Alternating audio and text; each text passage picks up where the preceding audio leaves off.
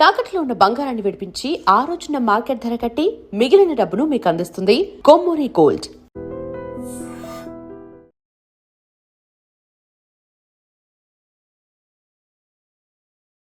Hi నమస్తే, welcome to I dream. నేను మీ anchor Pratyusha.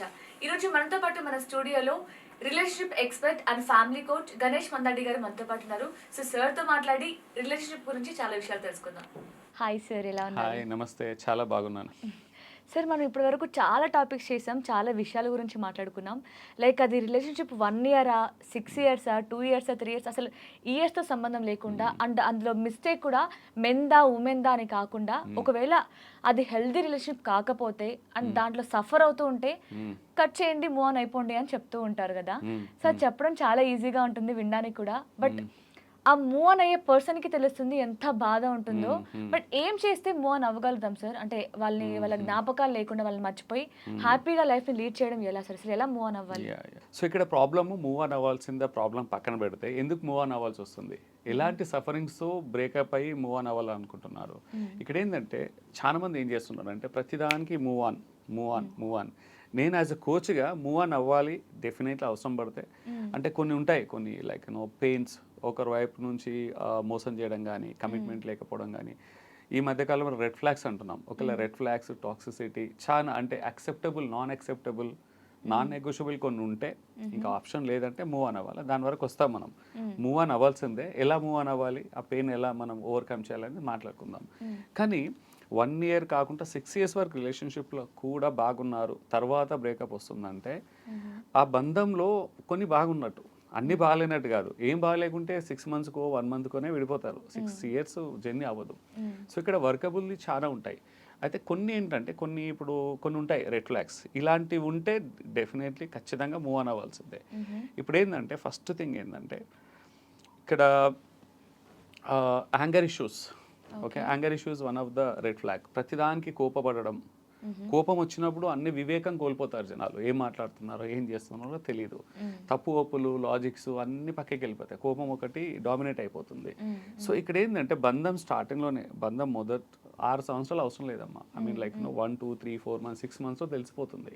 అన్నం ఉడికిందా లేదా అని 2 మెట్లు చూస్తే తెలిసినట్టు అంత సమయం పట్టదు. ఒకవేళ అంత సమయం జర్నీ చేశారంటే సర్దుపోవడానికి ఆప్షన్స్ చాలా ఉంటాయి. అనివార్య కారణాలకు వస్తే దాని గురించి మాట్లాడుకుందాం.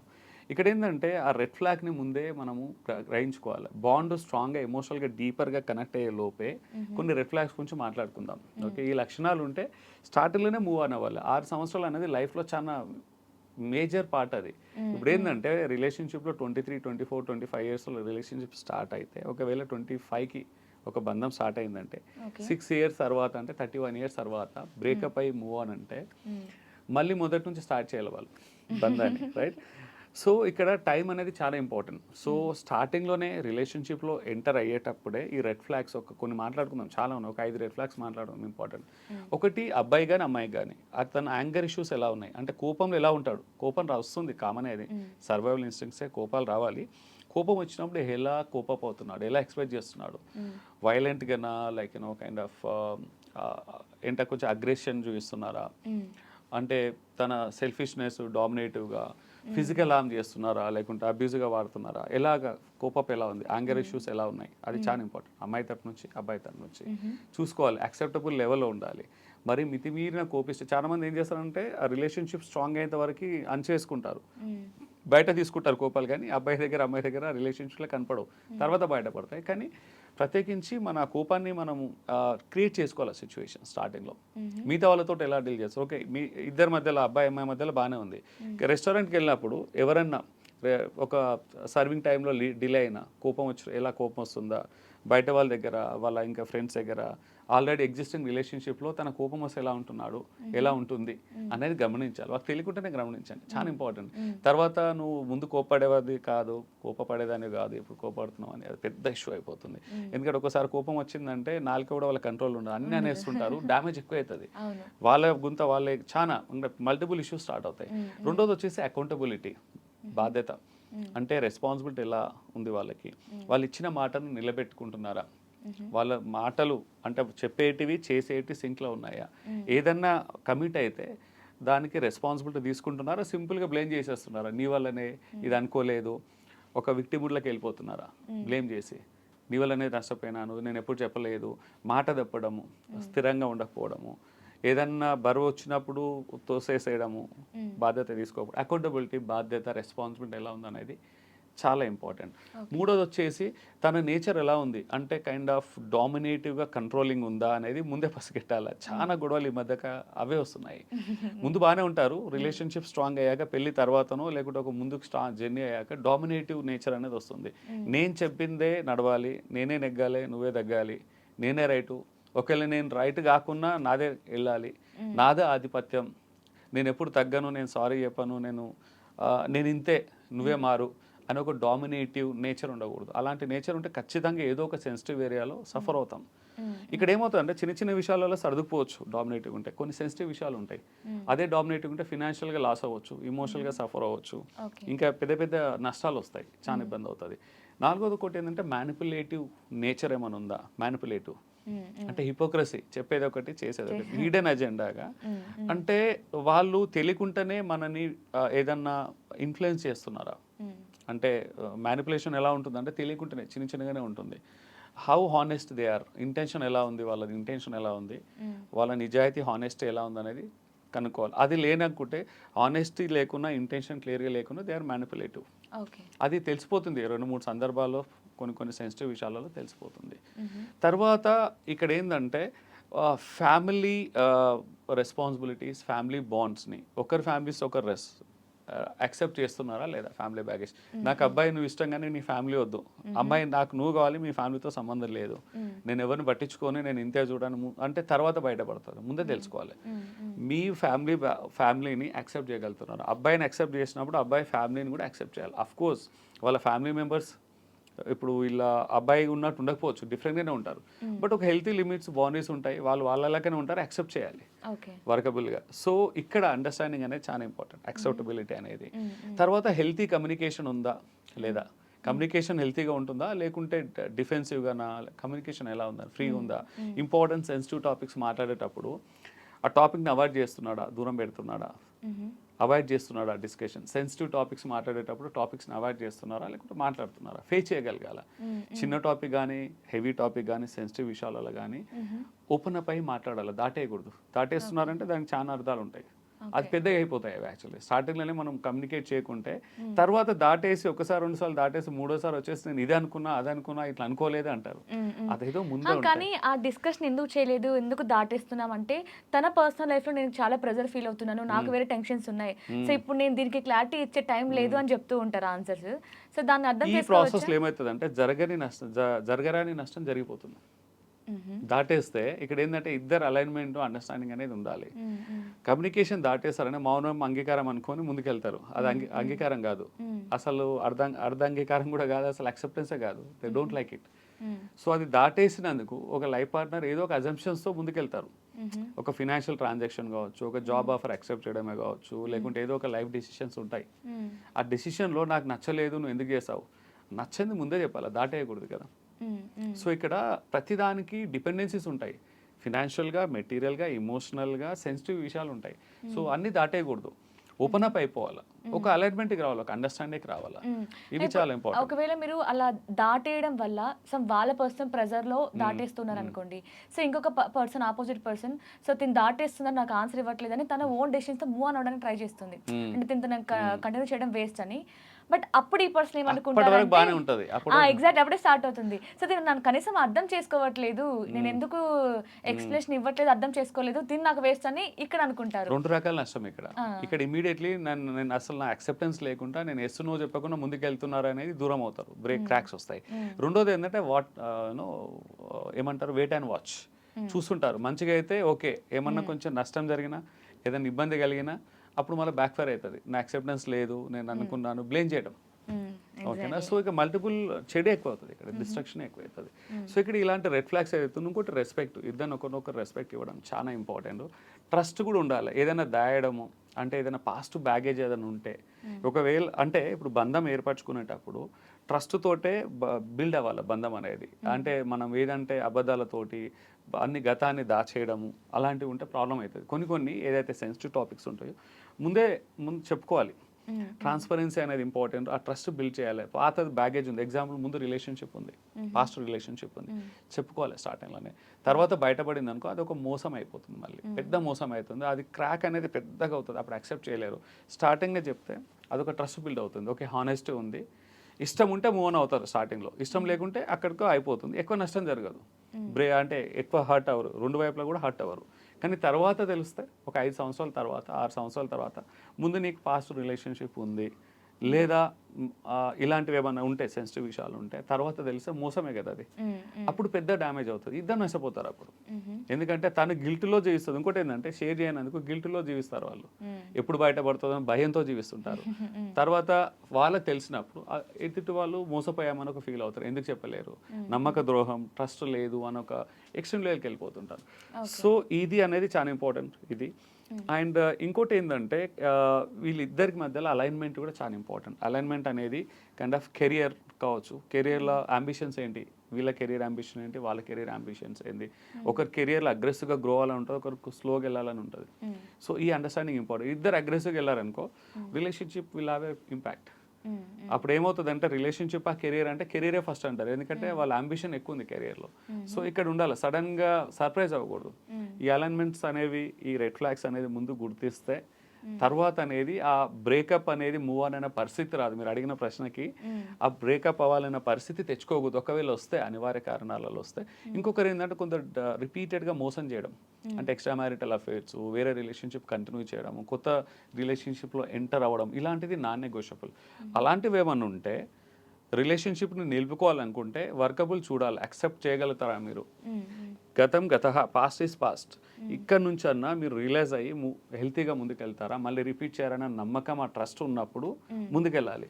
ఆ ట్రస్ట్ లేనప్పుడు ఎక్స్ప్రెస్ చేసుకోవాలి, తప్పదు. ఇంకా అంటిల్ అన్లెస్ వాళ్ళకు ఒకరి మీద ఒకరి ఫినాన్షియల్ డిపెండెన్సీ ఉంది, ఎమోషనల్ డిపెండెన్సీ ఉంది అన్ని విషయాల్లో తప్ప వాళ్ళు ఎప్పుడు మారలేరు.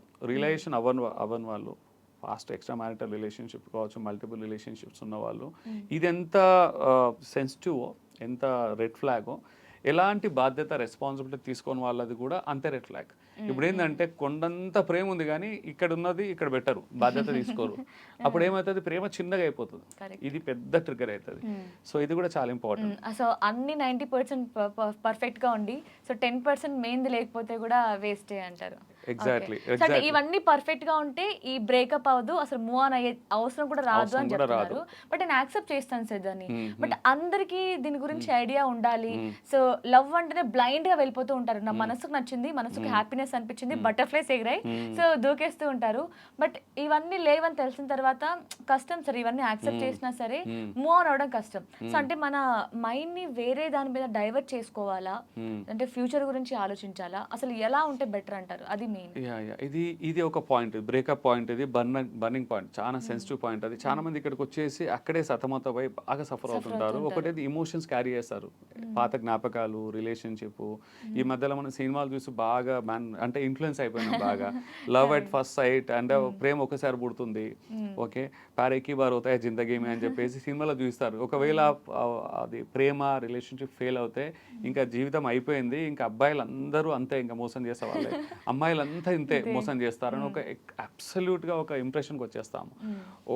ఒక ఇన్సిడెంట్తో మొత్తం అంతా యూనివర్స్ అంతా అబ్బాయిలందరూ అమ్మాయిలందరూ ఇంతే అని ఒక స్టేజ్కి వచ్చేసి ఇంకా నేను రిలేషన్షిప్లోకి ఎంటర్ అవ్వను, పెళ్లి చేసుకోను అని చెప్పేసి ఒక వైరాగ్యం స్టేజ్కి వెళ్ళేసి కోపంగా హేట్రెడ్నెస్ పెంచుకుంటారు. ఇక్కడ ఎమోషనల్గా కాసేపు తాత్కాలికంగా ఫీలింగ్స్ వస్తాయి, కానీ అక్కడే ఉంటే మాత్రం తీరని నష్టం, వాళ్ళే చాలా తీరని నష్టం. 2 థింగ్స్. ఫస్ట్ ఏంటంటే 2 కాదు 3 విషయాలు అక్కడ వాళ్ళు చేయాల్సింది ఏంటంటే, ఫస్ట్ ఆ పెయిన్ ఏదైతే ఉంటుందో, బ్రేకప్ పెయిన్, మోసపోయినమైన పెయిన్ని తగ్గించుకోవాలి మ్యాగ్నిట్యూడ్. అక్కడ నుంచి వాళ్ళు ఇంతకుముందు మీరు అన్నట్టు అక్కడ నుంచి మూవ్ అవ్వాలన్నట్టు మన ఫోకస్ అక్కడ నుంచి మార్చాలా, రీఫ్రేమింగ్ చేసుకోవాలా.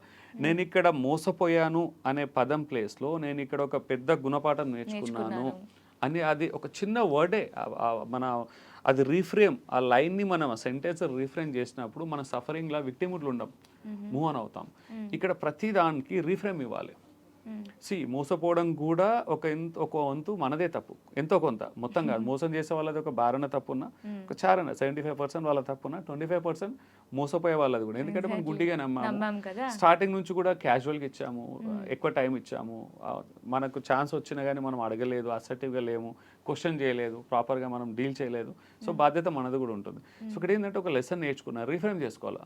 ఇది ఒక నాకు గొప్ప గుణపాఠము, ఎలా ఉండాలి ఎలా ఉండకూడదు నేర్చుకున్నాను అని చెప్పేసి ఆ పెయిన్ నుంచి రీఫ్రేమ్ చేసుకోవాలి. ప్రతి సిచ్యువేషన్ని రీఫ్రేమ్ చేసుకోవాలి, ఇది ఒకటి. రెండోది ఏంటంటే మన మీద అంటే వాళ్ళు ఏంటంటే లైఫ్లో ఇక వైరాగ్యం స్టోర్స్ ఇంకేం లేదు, లైఫ్ ఇంత అనకుండా లైఫ్ని న్యూట్రల్గా చేయాలి. ఫస్ట్ నేను ఒక బెస్ట్ పర్సన్, ఒక డిజర్వింగ్ పర్సన్ అవ్వాలి. అబ్బాయి కావచ్చు అమ్మాయి కావచ్చు, వాళ్ళు ఒక వాల్యుబుల్ పర్సన్ ఉన్నప్పుడే మళ్ళీ ఒక వాల్యుబుల్ రిలేషన్షిప్ బిల్డ్ అయ్యే ఛాన్స్ ఉంటుంది. లైఫ్ అనేది చిన్న లైఫ్. ఇదేంటంటే ఒక 5 సంవత్సరాలు మోసపోయేవాడిని 31 ఇయర్స్లో వైరాగ్యం చెందేసి మిగతా 70 సంవత్సరాలు 60 సంవత్సరాల లైఫ్ని మనం అలా వదిలేను, వేస్ట్ చేయలేము. సో మనం ఏంటంటే మళ్ళీ యాజ్ ఇట్ ఈజ్గా అలాగే స్టార్ట్ చేయకూడదు, బెటర్ అయ్యి స్టార్ట్ అవ్వాలి. ఒక డిజర్వింగ్ పర్సన్ అవ్వాలి, ఒక ఎవాల్వింగ్ పర్సన్ అవ్వాలి. ఇప్పుడు ఏంటంటే డిజర్వింగ్ ఉన్న వాళ్ళకే సక్సెస్ వస్తుంది, మంచి మంచి రిలేషన్షిప్ అట్రాక్ట్ అవుతుంది. ఒక అంటే డిజర్వింగ్ అబ్బాయి, ఒక డిజర్వింగ్ అమ్మాయి, వాల్యుబుల్ పర్సన్. డిజర్వింగ్ మీనింగ్ అయితే ఒక వాల్యుబుల్ పర్సన్ అంటే ఆలోచన విధానాలు కావచ్చు, ఇమోషనల్ స్టేట్ కావచ్చు, మెంటల్ స్టేట్ కావచ్చు, కెరియర్లో ఓవరాల్గా కొంచెం ఎవాల్వ్ అవ్వాలి, ఒక వాల్యుబుల్ పర్సన్ అవ్వాలి. ఎలాంటి వాళ్ళు కావాలనేది అలాగా మనం తయారవ్వాలి. ఇప్పుడు అంటే ఈ ప్రాసెస్ కూడా సార్ పర్సన్ టు పర్సన్ ఉంటుంది కదా. కొంతమంది ఎలా అంటే ఇప్పుడు మీరు అన్నట్లు ఓన్లీ మోసం పోతే పోయినలే, ఇంకైనా జాగ్రత్త పడాలని కొంతమంది ఆలోచిస్తారు. ఇంకొంతమంది సక్సెస్ అవ్వడం కోసం తినపైన గ్రడ్జ్ పెట్టుకుంటారు అనమాట. అంటే నేను ఎలా అయినా సరే వీడికి నేను బెటర్ అని ప్రూవ్ చేయాలి, దీనికి బెటర్ అని ప్రూవ్ చేయాలి అనుకుంటుంటారు. సో ఏది ప్రాసెస్ కరెక్ట్ అంటారు? అంటే మనల్ని మోసం చేసిన వాళ్ళపైన గ్రడ్జ్ పెట్టుకోవడం కరెక్టా, అంటే వదిలేసి ఇది కాదు నాది, అసలు నేను ఈ టైపే కాదు, నేను చూసుకుంటాను అనుకోవడం కరెక్టా? మోసం చేసే వాళ్ళపైన గ్రడ్జ్ పెట్టుకోవడం అనేది మనను ఇంకా ఎమోషనల్గా బరువు మోస్తున్నట్టు, అది ఏమాత్రం లాభం ఉండదు. ఇక్కడ ఏంటంటే ఒక రివెంజ్, స్వీట్ రివెంజ్ అనేది సక్సెస్ అవ్వడము, స్వీట్ రివెంజ్ అన్నిటికీ అప్లై అవుతుంది, రిలేషన్షిప్లోనే కాదు. కానీ వాళ్ళ మీద గ్రడ్జ్ పెట్టుకోకూడదు. పెట్టుకుంటే ఏమవుతుంది, తెలియకుంటేనే ఒక ఎమోషనల్ వెయిట్, బరువును మోస్తున్నట్టు మనం. అది మంచిది కాదు. దాన్ని ఆ పెయిన్, అది డెఫినెట్లీ ఒక పెయిన్, ఆ పెయిన్ ఒక పర్పస్గా కన్వర్ట్ చేయండి. పర్పస్ ఇక్కడ ఏంటంటే ఓకే నేను ఇక్కడ మోసపోయాను, I will become a better person. ఆయనను అంటే ప్రూవ్ చేసుకోనికే కాదు, ఇంప్రూవ్ అవ్వడానికి ప్రయత్నించండి. Proving is always wrong, improving is always better, healthy అనమాట. ప్రూవ్ చేసుకోవడం అనేది నెగిటివ్కి వెళ్తాం ఒక్కొక్కసారి ఆ దారిలో తప్పులు చేస్తాము, సఫర్ అవుతాము, ప్రెషర్ ఉంటుంది, స్ట్రెస్ ఉంటుంది. ఇంప్రూవ్ అవ్వడంలో ఏంటంటే మన చాయిస్, అది మన ఓన్ చాయిస్. వీఆర్ గెటింగ్ ఈరోజు ఇక్కడ ఉన్నాను, ఈరోజు నెక్స్ట్ ఇంకా బెటర్ అవుతాను. కెరీర్లో ఎట్లా బెటర్ అవుతామో మన వ్యక్తిత్వంలో, పర్సనాలిటీలో కూడా ఇమోషనల్ రెగ్యులేషన్ మీద దృష్టి పెట్టాలి. ఎప్పుడైతే బ్రేకప్ అవుతారో వాళ్ళ ఇమోషనల్ రెగ్యులేషన్ అనేది బాగా దెబ్బతింటుంది. ఇమోషనల్ స్టేటు, మెంటల్ స్టేట్ చాలా దెబ్బతిన్నప్పుడు ఫిజియలాజికల్గా, హెల్త్ పరంగా కూడా, బయాలజికల్గా కూడా వాళ్ళకి ప్రాబ్లమ్స్ వస్తాయి. ఇప్పుడు అమ్మాయిలకు కావచ్చు, అబ్బాయిలకు కావచ్చు, వాళ్ళకి వచ్చేటి వాళ్ళకి వస్తుంటాయి. పీసీఓడీలు, ఎక్కువ ఎక్స్ట్రీమ్ స్ట్రెస్, క్రానిక్ స్ట్రెస్ అవ్వడము, యాంగ్జైటీ రావడము, ఇన్సెక్యూరిటీ ఫీలింగ్స్తో ఉండడము, ఇవన్నీ కూడా లెఫ్ట్ ఓవర్ లైక్ ఒక ఏంటంటే ఇన్ఫీరియర్గా ఫీల్ అవ్వడం. నేను లైఫ్లో అనుకున్నది కోల్పోయాను, ఇంకా నేను ఎందుకు పనికిరాను, మళ్ళీ నా టైం అంతా వేస్ట్ అయింది, జీవితం అయిపోయింది అన్నట్టు ఎక్స్ట్రీమ్గా ఆలోచిస్తాడు. అలా కాదు, అదొక lesson. Start from the scratch again, become a అంటే ఒక మంచి వ్యక్తి, ఒక వాల్యుబుల్ పర్సన్గా ఎవాల్వ్ అయినప్పుడు నీకు ఎలాంటి లైఫ్ పార్ట్నర్ కావాలో అలాగా మీరు అవ్వాలి ఫస్ట్. అప్పుడు అలాంటి వాళ్ళని అట్రాక్ట్ చేస్తారు. ఇప్పుడు నేను నెగిటివ్గా ఉన్నప్పుడు నాకు నెగిటివ్ వాళ్ళే కనెక్ట్ అవుతారు. నేను ఇప్పుడు అంబిషియస్గా, ఒక పాజిటివ్గా ఉన్నప్పుడు అలాంటి వాళ్ళే అట్రాక్ట్ అవుతారు. లైక్ మైండెడ్ అట్రాక్ట్స్ అంటారు. సో మనం ఎలా ఉంటే అలాంటి వాళ్ళని అట్రాక్ట్ చేస్తాం. నీకు ఎలాంటి రిలేషన్షిప్ బంధం కావాలో అలాగా మనం అవ్వడానికి, ఆ స్టేజ్కి రీచ్ అవ్వడానికి ఎవాల్వ్ అవ్వాలా. ఇదొకటి. రెండవది. మూడోది వచ్చేసి ఏంటంటే నెక్స్ట్ టైం రిలేషన్షిప్కి వెళ్ళేటప్పుడు మూడోది, గతాన్ని పెట్టుకోకూడదు మనం. గతం పోయింది, ఇప్పుడు యూఆర్ బెటర్ వర్షన్. అప్పుడు 1.0 అయితే ఇప్పుడు 2.0 బెటర్ వర్షన్. ఇప్పుడు నువ్వు ఎవాల్వ్ అయినావు, నీలాంటి వాళ్ళని చూస్తున్నావు. ఆ పాఠాలు ఏవైతున్నాయో లాస్ట్ టైం లెసన్స్, ఆ లెసన్స్ గుర్తుపెట్టుకోండి. ఆ తప్పులు మళ్ళీ రిపీట్ చేయొద్దు. ఈ రెడ్ ఫ్లాగ్స్ ఒకటి, కంపాటబిలిటీ, అలైన్మెంట్ అనేది చాలా ఇంపార్టెంట్. ఇక్కడ ఏంటంటే ఇక్కడ హిపోక్రసీ కానీ బయాస్ కానీ ఉండకూడదు. నాకొక రూలు నీకొక రూల్ అన్న యాటిట్యూడ్తో వెళ్ళారనుకో, మళ్ళీ నేను నాలాగే, నా రూలు నాదే డామినేటివ్ అని ఒక్కొక్కసారి విడిపోయే వాళ్ళే ఎక్కువ టాక్సిక్ ఉంటారు. తెలియదు, ఐఎమ్ సారీ. ఇప్పుడు ఏమవుతుందంటే కల్ప్రిటే ఒక విక్టిమ్ లాగా ఫీల్ అవుతారు. కల్ప్రిటే ఒక విక్టిమ్ని ఒక మోసపూరితంగా చూస్తారు వాళ్ళని. అదే అవుతుంది, తెలియకుండా అవుతుంది, అన్కాన్షియస్గా అవుతుంది. ఇద్దరు సఫర్ అవుతారు, ఆడ బ్రేకప్లో ఇద్దరు సఫర్ అవుతారు, ఇద్దరు నష్టపోతారు. కానీ ఎవరైతే ఎక్కువ బాధ్యులో ఎవరైతే యాక్చువల్గా ఎక్కువ నష్టం కలిగిస్తారో కల్పిట్ అంటారో వాళ్ళే విక్టిమ్లా జీవిస్తారు తెలియకుండా. సో అక్కడ నుంచి బయటికి రావాలి. నువ్వు కల్పిట్ అయ్యి మన తప్పులు ఉండి నేనే విక్టిమ్ లాగా ఉంటే జీవితం ఎప్పుడూ ముందుకెళ్ళదు. మళ్ళీ రిలేషన్షిప్లో అదే రిపీట్ అవుతుంది. ఇంకోది కాదు, రెండోది, మూడోది, ఎన్ని రిలేషన్షిప్స్ మార్చినా వాళ్ళు అక్కడే ఉంటారు. ఫస్ట్ ఏ పర్సన్ కూడా అనుకోరు సార్ ఇది నా వల్లే ఈ తప్పు అయిందని. ఒకవేళ నిజంగా తప్పు చేసిన వాళ్ళు కూడా అనుకోరు. ఈవెన్ అమ్మాయి అయినా సరే అబ్బాయి అయినా సరే. మరి వాళ్ళు మా వల్ల నేను చేసిన తప్పు వల్లే ఈ రిలేషన్షిప్ బ్రేక్ అవుతుంది, నేనే తప్పు చేశాను, నేనే చేంజ్ అవ్వాలని అసలు ఎప్పుడు అనిపిస్తుంది సార్? ఒక సింపుల్ టిప్ నేను ఒక సింపుల్ టిప్ ఇస్తాను. తప్పు నువ్వు చేసావా వాళ్ళు చేసారా పక్కన పెట్టండి. Self reflection important. Self realization, self reflection. మీకు తెలియకుంటే మనం సెల్ఫ్ రిఫ్లెక్ట్ చేసుకున్నప్పుడు, కాన్షియస్గా ఆలోచించినప్పుడు, అన్ని అంటే అన్బయాస్గా ఆలోచించినప్పుడు బయటపడతావు. ఒకటి అవ్వట్లేదంటే ఒక ఎక్స్పర్ట్ దగ్గరికి వెళ్ళండి. రిలేషన్షిప్ కోచ్ లేకుంటే సైకాలజిస్ట్ దగ్గరకు వెళ్ళేసి రిలేషన్షిప్ పాస్ట్ గురించి చెప్పండి. ఎక్కడ రాంగ్ అయింది, వేర్ థింగ్స్ వెంట్ రాంగ్, ఎక్కడ ప్రాబ్లమ్స్ అనేది అక్కడికి వెళ్ళి అడిగితే క్లియర్గా వస్తుంది. నా లోపాలు ఏమైనా ఉన్నాయా, నా ఇంప్రూవ్మెంట్స్ ఏమైనా ఉన్నాయా, నా ఫ్లాస్ ఏమైనా ఉన్నాయా వెళ్ళి అడగండి. మన వీక్నెస్ మనం తెలుసుకున్నప్పుడు, మన తప్పులు మనం తెలుసుకున్నప్పుడు మనకు జరిగే నష్టం కంటే లాభమే ఉంటుంది. నష్టం ఏం లేదు అక్కడ. మన తప్పులు మనం తెలుసుకుంటే జీరో నష్టం, కానీ అన్ని లాభాలే. మనం మూవ్ అవుతాం. మన తప్పులు మనం తెలుసుకున్నప్పుడు ఎదుటి లైఫ్ పార్ట్నర్ ఎంత బెస్ట్ లైఫ్ పార్ట్నర్ వచ్చినా, వరం లాంటి భగవంతుడు వరం ఇచ్చిన లైఫ్ పార్ట్నర్ అమ్మాయి వచ్చినా అబ్బాయి వచ్చినా, నాలో టాక్సిజం ఉంటే, నాలో నెగిటివిటీ ఉంటే, నేను ఒక హెల్తీ వేగా లేకుంటే, టాక్సిక్గా ఉంటే, లైఫ్ పార్ట్నర్ ఎంత మంచిగా దొరికినా నేను ఎప్పుడు విక్టిమ్లోనే ఉంటాను, వాళ్ళనే బ్లేమ్ చేస్తుంటాను. ఇది మేబీ పొరపాటున నేను కూడా ఆ జోన్లో ఉన్నానా అని మనం సెల్ఫ్ రిఫ్లెక్ట్ చేసుకోవాలి. నేను అందరిని ఉద్దేశించి అనట్లేదు. అలా చేసినప్పుడు ఎగ్జిస్టింగ్ రిలేషన్షిప్ బ్రేకప్ వరకు వెళ్ళదు, మూవ్ ఆన్ అనే క్వశ్చన్ రాదు. ఒకవేళ అది వచ్చినా మనం బాగానే ఉన్నాం, ఎదుటి వాళ్ళ తప్పే అనుకో, మనం మోసపోయాం, సఫరింగ్ విక్టింగ్లో ఉన్నాం, కానీ నెక్స్ట్ టైంలో మళ్ళీ మనం సఫర్ అవ్వం. మన వంతు మనం గట్టిగా ఉండాలి, కరెక్ట్ ఉండాలి. అండ్ ఇక్కడ ఏంటంటే గివ్ అండ్ టేక్ అనేది ఎక్స్పెక్టేషన్స్ ఉన్నాయి కదా, రూల్ సేమ్ ఉండాలి, బయాస్గా ఉండకూడదు. నాకొక రూలు, నీకొక రూలు. ఇప్పుడు ఎగ్జాంపుల్, ఇప్పుడు ఏంటంటే పెళ్ళైన వాళ్ళ గురించి చెప్తాను నేను మామూలుగా. ఇప్పుడు పెళ్ళి అయిపోతుంది, పెళ్ళి అయిన తర్వాత డిఫరెంట్ ఉంటుంది, వాళ్ళకు కూడా పిల్లలు పుడతారు. పిల్లలు పుట్టాక ఏం చేస్తారంటే కోడలు కానీ, ఇప్పుడు ఎగ్జాంపుల్ చెప్తున్నాను, ఇప్పుడు వాళ్ళ బాబుని ఈసి మమ్మాబాయ్ అంటుంది, బట్ వాళ్ళ భర్త మమ్మాబాయ్ ఉండకూడదు, వాళ్ళ అమ్మ చెప్పినట్టు ఉండకూడదు. తన భర్త మాత్రం అమ్మ చెప్పినట్టు వినకూడదు, వాళ్ళ అత్తయ్య చెప్పినట్టు వినకూడదు. వాళ్ళ అబ్బాయి మాత్రం అమ్మ చెప్పినట్టు ఉండాలి, నా కొంగు చాటు ఉండాలి, ఆయన కొంగు చాటు ఉండకూడదు. ఇక్కడ ఆ డిఫరెన్స్ ఆఫ్ ఒపీనియన్స్ పక్కన పెడదాం. ఇక్కడ నీకొక రూలు, నాకొక రూలు, హిపోక్రసీ ఇక్కడ అంతే. ఇప్పుడు ఏమవుతుందంటే అమ్మ వరకు వచ్చేస్తే అబ్బాయి భర్త ఏం చేస్తాడంటే, మా అమ్మ చెప్పినట్టు వినాలి నువ్వు, మీ అమ్మ చెప్పినట్టు వినకూడదు, నేను కూడా విన్నాను మీ అమ్మ చెప్పినట్టు, మా అమ్మనే సుప్రీం, మా అమ్మ చెప్పినట్టు వినాలి వీళ్ళు అంటారు. సో ఇక్కడ ఏంటంటే వాళ్ళకో రూల్, వాళ్ళకొక రూల్. ఇక్కడే ప్రాబ్లమ్స్ వచ్చేటి గొడవలంతా. ఇక్కడ ఏంటంటే మీ అబ్బాయిని మీద నీకు ఎంత బాండింగ్ ఉంది, ఎంత ప్రేమ ఉంది, వాళ్ళ అమ్మకు కూడా వాళ్ళ అబ్బాయి మీద అంత ప్రేమ ఉంది. ఎటొచ్చి వాళ్ళు చెప్పే ఇన్ఫ్లుయెన్స్ నెగిటివ్ ఉంటే మీరు వర్కౌట్ చేసుకోండి. వాళ్ళేమి మీకు కీడు చేసేవాళ్ళు కాదు, మా శ్రేయోభిలాషులే, వెల్విషర్సే. ఏ తల్లిదండ్రులు కూడా పిల్లలు సఫర్ అవ్వాలి, పాడు కావాలని ఉండదు. ఒక్కోసారి తెలియకుండా వాళ్ళు ఏంటంటే వాళ్ళ బిలీఫ్స్, వాళ్ళ నమ్మకాలను రుద్దుతారు. వాళ్ళకున్న నమ్మకాలను, వాళ్ళకున్న భయాలను, నమ్మకాలను పిల్లల మీద రుద్దుతుంటారు. అది మీ పైన నెగిటివ్గా ఇంపాక్ట్ అవుతే హెల్తీగా హ్యాండిల్ చేయండి, అంతే తప్ప వాళ్ళతో బంధాన్ని దూరం చేసుకోవడము, మీ ఇద్దరు భార్యాభర్తలు కొట్లాడడము, తర్వాత అందరు కలిసి కొట్లాడుకోవడము, రచ్చ అయిపోయి ఫ్యామిలీ కాన్ఫ్లిక్ట్స్ పెంచుకోకూడదు. సో రూల్ అనేది అన్బయాస్గా ఉండాలి. నాకు మీకు ఒకటే రూల్, ఫేర్గా ఉండాలి. అంటే ఇప్పుడు మీరు చెప్పిన ఎగ్జాంపుల్లో ఈ హ్యాండిల్ చేసే ప్రాసెస్ మొత్తం, రెస్పాన్సిబిలిటీ మొత్తం హస్బెండ్ రోల్దే ఉంటుంది. ఎందుకంటే ఇప్పుడు అమ్మాయి ఏం చేయలేదు కదా, ఇప్పుడు వాళ్ళ పేరెంట్స్కి చెప్పినా వేస్టే, చెప్పే అంత ఫ్రీడమ్ ఉండదు, అంత ఎఫెక్టివ్గా కూడా ఉండదు. సో ఇప్పుడు ఒకవేళ వాళ్ళిద్దరి మధ్య గొడవ అయితే పేరెంట్స్ని ఇన్వాల్వ్ చేయడం మంచిదా, ఇన్వాల్వ్ చేయకుండా వీళ్ళిద్దరే సాల్వ్ చేసుకోవడం బెటరా? ఫస్ట్ థింగ్ వీళ్ళే సాల్వ్ చేసుకోవాలి, పేరెంట్స్ వరకు వెళ్ళకూడదు. ఆ మెచ్యూరిటీ ఉండాలి, ఎమోషనల్ మెచ్యూరిటీ అనేది వీళ్ళకి రావాలి. పెళ్లి అయ్యేటప్పటికి ఎమోషనల్ మెచ్యూరిటీ ఉందని ఒక బేస్ అజంప్షన్, అది లేనప్పుడే పేరెంట్స్ వరకు వెళ్తుంది. ఇద్దరికి ఆ మెచ్యూరిటీ ఉండాలి, ఉన్నప్పుడు వీళ్ళే సార్ట్అవుట్ చేసుకోవాలి. ఒకవేళ అవసరం పడితే వాళ్ళ దగ్గరికి వెళ్ళాలి, బట్ ఒక కాన్ఫ్లిక్ట్గా నెగిటివ్ వెళ్ళకూడదు, వాళ్ళ ఒపీనియన్ తీసుకోవడానికి వెళ్ళాలి అంతే. కానీ ప్రతిసారి ఏమవుతుందంటే వీళ్ళ మీద వాళ్ళ మీద వీళ్ళు నిందలేస్తూ, కంప్లైంట్ చేస్తూ, మీ అబ్బాయి ఇట్లా అని చెప్పేసి కోడలు అనడం, లేకపోతే మీ కూతురు ఇట్లా అని అబ్బాయి వాళ్ళ అత్తయ్య దగ్గరికి వెళ్ళడం, వాళ్ళ పేరెంట్స్ దగ్గరికి వెళ్ళడం. ఏం చేస్తారంటే ఎక్స్ట్రీమ్కి వెళ్తారు, మీ కొడుకుని ఇలాగనే పెంచేది, అని ఒక నిందించడము, తర్వాత మీ కూతుర్ని ఇలాగే పెంచారని అబ్బాయి కూడా వాళ్ళ అత్త మామని అలాగే వేస్తారు. That will not work. వాళ్ళు ఎలా పెంచారో పెంచారు, అయిపోయింది, పెంచేసారో అయిపోయింది, పెళ్లి చేసుకున్నారు. మీరు ఫిగర్ అవుట్ చేయాలా, మీరు సార్ట్ అవుట్ చేసుకొని మూవ్ అని అవ్వాలి. ఇవి పేరెంట్స్ మీద మళ్ళీ లోడ్ వేయకూడదు, ఎందుకంటే జీవితం మీది. ఇప్పుడు వాళ్ళు పెంచింది ఒక 3 దశాబ్దాల కింద, వాళ్ళ వాల్యూస్, బిలీవ్స్, నమ్మకాలు అన్ని అవుట్డేట్ అయినాయి. అది మీకు తెలుసు, టెక్నాలజీ అవుట్డేట్ అయింది, వాళ్ళ బిలీవ్స్ అవుట్డేట్ అయినాయి. వాళ్ళని ఇప్పుడు బ్లేమ్ చేస్తారు. అలాగే ఇప్పుడున్న వాటికి వాళ్ళు ఎట్లా బాధ్యులు. ఇంకొకటి సింపుల్ లాజిక్ ఇక్కడ ఏంటంటే, వీళ్ళ పిల్లలు పెద్దగయ్యాక సేమ్ రిపీట్ చేస్తారు. అప్పుడు కానీ తెలియదు వాళ్ళకి ఆ పెయిన్.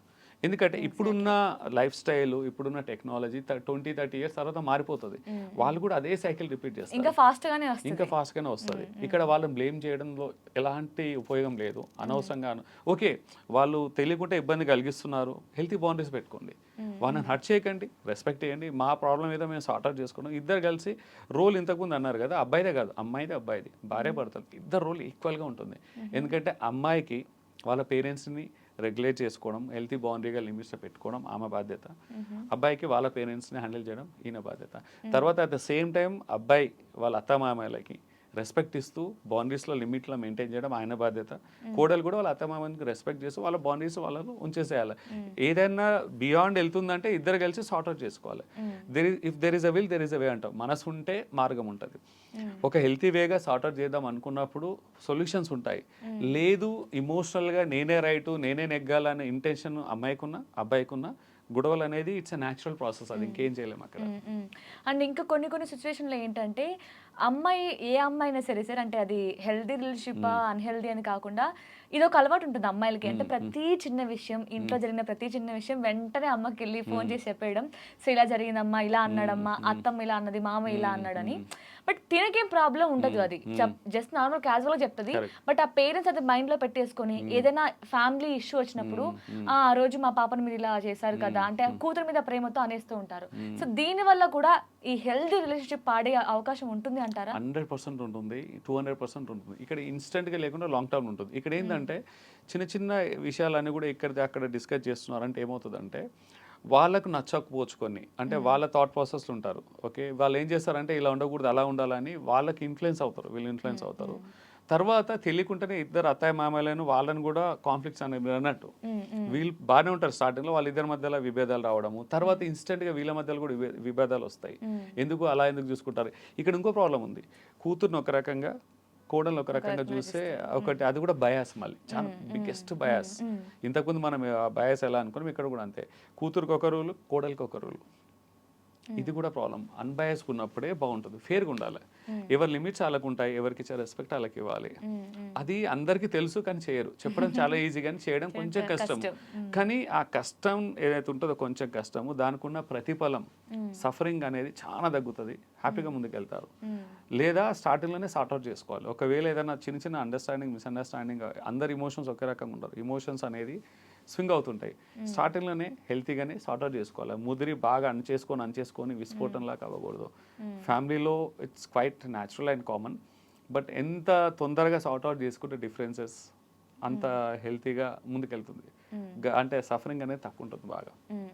అంటే అది క్యాజువల్గా అయినా సరే, వాంటెడ్లీ అయినా సరే, అసలు కొన్ని విషయాలు భార్య భర్త మధ్య జరిగేవి అసలు చెప్పుకోకపోవడం మంచిది కదా, పేరెంట్స్కి అయినా తెలియకపోవడం మంచిది. కొన్ని యాక్చువల్గా అన్నీ చెప్పకూడదండి. ఇప్పుడు చిన్న చిన్న అవి ఉన్నాయి, అన్నీ చెప్పకూడదు. ఇంపార్టెంట్ సెన్సిటివ్ విషయాలు చెప్పాలి. ఇప్పుడు ఎగ్జాంపుల్, ఇంట్లో మేజర్ ఇంపాక్ట్ ఉంది, ఎవరు సిక్ అయ్యారు చెప్పుకోవచ్చు, ఇలా మందులు వేసాం అది ఇది అనొచ్చు.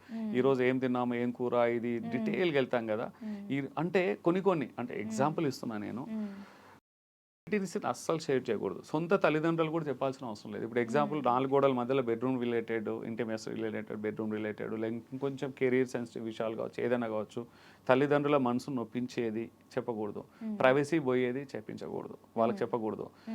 వీళ్ళ అబ్బాయి తల్లిదండ్రులకు చెప్పకూడదు, అమ్మాయి తల్లిదండ్రులకు చెప్పకూడదు. తర్వాత అమ్మాయి తల్లిదండ్రులకు మాత్రము, వాళ్ళు వేరే ఫ్యామిలీ కదా, వాళ్ళకి సగం తెలుస్తాయి, చెప్పింది ఒకటి, వాళ్ళు అర్థం చేసుకున్నది ఒకటి. అక్కడ ఎక్కువ గ్యాప్స్ వస్తాయి, చెప్పాల్సిన అవసరం లేదు. ఎగ్జాంపుల్ చెప్పాలంటే, ఇప్పుడు ఫర్ ఎగ్జాంపుల్, ఈరోజు మాకు ఫ్యామిలీ ఫంక్షన్ ఉందమ్మా, మా అత్తమ్మ నేను డ్రెస్ వేసుకుంటా అంటే చీర కట్టుకోమందంటే, అదేంటి అలా ఎలా చెప్పిద్ది అంటే, ఇది నార్మల్గా చెప్తుంది అమ్మాయి, బట్ వాళ్ళ అమ్మ వాళ్ళు మాత్రం వాళ్ళ కూతురితో వేసుకోవచ్చా, నువ్వైతే వేసుకోకూడదా, అక్కడ నుంచి స్టార్ట్ అవుతుంది అనమాట.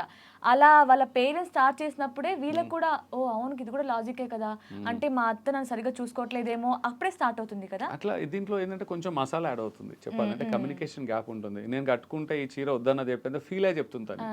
అంటే నా కూతురు ఫీల్ అయిందని చెప్పేసరికి తను రైట్ రాంగ్ పక్కన పెట్టేసి ఇమీడియట్లీ ఎందుకు ఫీల్ అయినావు కదా అని తను వ్యాలిడేట్ చేసి నువ్వు రైట్ అట్లా చేస్తుందని చెప్పేసి ఇది గ్యాప్ పెరుగుతూ ఉంటుంది. ఇంకోటి మాటలు కమ్యూనికేషన్ చూడండి మీరు, మళ్ళీ చాలా వరకు పరిశోధనలు స్టడీ చేశాయి. ఒక 10 మందిని లైన్గా నిల్చోబెట్టేసి ఒకరికొక మెసేజ్ పాస్ చేయాలి మనం చెవిలో.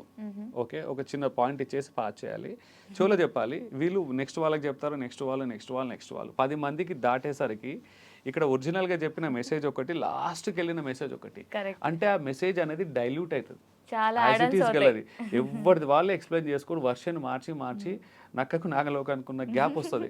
సో ఇక్కడ అత్తయ్య అన్నది ఒకటి, కోడలు అర్థం చేసుకున్నది ఒకటి, వాళ్ళ అమ్మకి చెప్పింది ఒకటి, మళ్ళీ వాళ్ళ అమ్మ వచ్చేసి వీళ్ళ అత్తయ్యతో అనడం ఒకటి, కొడుకు దగ్గరికి రీచ్ అయ్యేది ఒకటి, అందరికి డిఫరెంట్ మెసేజెస్ వెళ్తాయి. సో కమ్యూనికేషన్ గ్యాప్ అనేది ఎక్కువ ఉంటుంది. సో అన్వాంటెడ్ చిన్న విషయాలలో మనం కమ్యూనికేట్ చేయకూడదు. ఏదైనా ఉంటే కూడా ఫేషియల్ ఎక్స్ప్రెషన్తో మాట్లాడగలం. ఈ మధ్య ఫోన్లో కానీ ఇమోషన్స్ బయటపడవు. సో ఎదురుగా ఉన్నప్పుడు ఏదైనా సెన్సిటివ్ టాపిక్స్ ఉన్నప్పుడు కూర్చొని మాట్లాడుకోవాలి, ఎదురుగా కూర్చొని చెప్పే మాటల్లో ఆ ఎమోషన్స్ని అర్థం చేసుకోవాలి. డెప్త్ ఏంటి, మాటలకు ఒక ఎమోషన్స్ డెప్త్ ఉంటుంది. ఈ మధ్యలో ఇప్పుడు చాలా మంది టెక్స్ట్లో కూడా గొడవ పడతారు. టెక్స్ట్లో అయితే ఇంకా మాటలకున్నంత టోన్ కూడా ఉండదు. ఇప్పుడు నా వాయిస్లో కూడా గంభీరత్వం ఉంటుంది. ప్రేమగా అంటే హ్యాపీగా ఉన్నారా, సాడ్గా ఉన్నారా, కోపంగా ఉన్నావా, సాఫ్ట్గా ఉన్నావా అని వాయిస్లో తెలిసిపోతుంది. కానీ టెక్స్ట్లో ఏది తెలియదు. సో అపార్థాలు ఎక్కువ ఉంటాయి, అజంప్షన్స్ ఎక్కువ ఉంటాయి. ఇంకా ఫేస్ టు ఫేస్ ఉంటే మాటలు ప్లస్ యూనో మన ఇమోషన్స్, మన యూనో అంటే మన భావాలు ఎలా ఉన్నాయని తెలుస్తాయి. సెన్సిటివిటీస్ అర్థమవుతాయి, ఈజీగా అర్థమవుతుంది. నేను చెప్పే మాటల కంటే నా ఇమోషనల్ ఎక్స్ప్రెషన్స్ ఎక్కువ కమ్యూనికేట్ చేస్తాయి. సో ఇట్లా గ్యాప్ అనేది తగ్గుతుంది. ఎలాంటి ఏమైనా గ్యాప్స్ వస్తే స్టార్టింగ్లో సార్ట్అవుట్ చేయాలి. ఆయన ఇంటెన్షన్ ఎవరు రైట్ ఎవరు రాంగ్ అని ప్రూవ్ చేయడం కాదు, అదేంటంటే అర్థం చేసుకోవడానికి అజెండా ఉండాలి. నువ్వు రైట్ నువ్వు రాంగ్ అని ప్రూవ్ చేయడానికి దిగితే ఎవరినో ఒకరు రైట్ ప్రూవ్ చేయాల్సి వస్తుంది. అప్పుడు ఇంకా పెద్దగా అవుతుంది ప్రాబ్లం. నెక్స్ట్ టైం ఇంకా నెక్స్ట్ లెవెల్కి వెళ్తుంది. ఈసారి ఈ లెవెల్ ఉంటే నెక్స్ట్ టైం ఇంకా ఆ కాన్ఫ్లిక్ట్ అనేది ఇంకా మ్యాగ్నిట్యూడ్ పెరుగుతూ ఉంటుంది, గొడవలు అనేది. సో ఇక్కడ మూవ్ ఆన్ అవ్వాల్సిన అనివార్య కారణాల్లో మూవ్ ఆన్ అవ్వాలి, తప్పదు. అండ్ 90% వర్కబిలిటీ స్కోప్ ఉంటుంది. ప్రతి గొడవకి విడిపోవాలి, మూవ్ ఆన్ అవ్వాలంటే ఇక ప్రపంచంలో ఎవరు కూడా కాపురాలు చేయలేరు, ఏ రిలేషన్షిప్ నిలబడదు. సో వర్కబిలిటీ ఉంటుంది. ఇప్పుడు మాత్రతో పోయేదానికి మనము ఆపరేషన్ చేయించుకోకూడదు, గోడతో పోయేదానికి గొడ్డలతో వరకు తెచ్చుకోకూడదు. అలాగే వర్కబిలిటీ ఉన్నప్పుడు వర్కబిలిటీ చూడాలి, మనం అప్లై చేయాలి, జెన్యూన్గా ట్రై చేయాలి, 100% ట్రై చేయండి. అది అవ్వకుంటే then last option is move on అయినాక కూడా గివ్ అప్ అవ్వద్దు. మళ్ళీ we should have a deserving అయ్యి హెల్తీగా మూవ్ అవ్వాలి మళ్ళీ నెక్స్ట్ లెవెల్కి. Nice sir, thank you so much sir. Welcome.